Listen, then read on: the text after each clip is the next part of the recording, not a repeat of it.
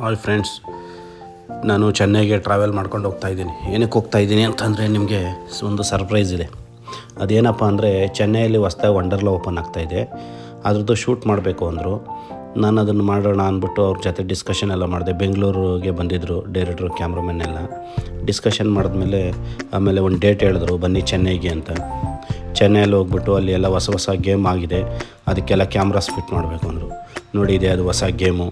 ಇದಕ್ಕೆ ಮತ್ತು ಇನ್ನೊಂದು ಹೊಸ ಗೇಮ್ ಇತ್ತು, ಅದಕ್ಕೆ ಎಲ್ಲನೂ ನೋಡಿಕೊಂಡು ಎಲ್ಲ ಥರ ವರ್ಕ್ ಮಾಡ್ಕೊಂಡು ಬಂದ್ರಿ. ತುಂಬ ಚೆನ್ನಾಗಿ ಒಳ್ಳೆ ಎಕ್ಸ್ಪೀರಿಯೆನ್ಸ್ ಆಯಿತು.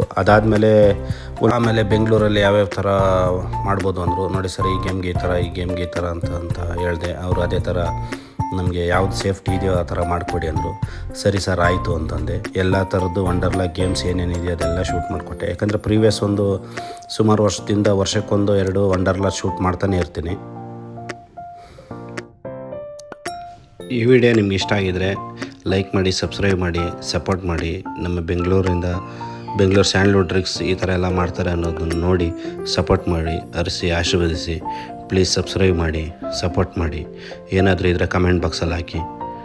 Thank you very much.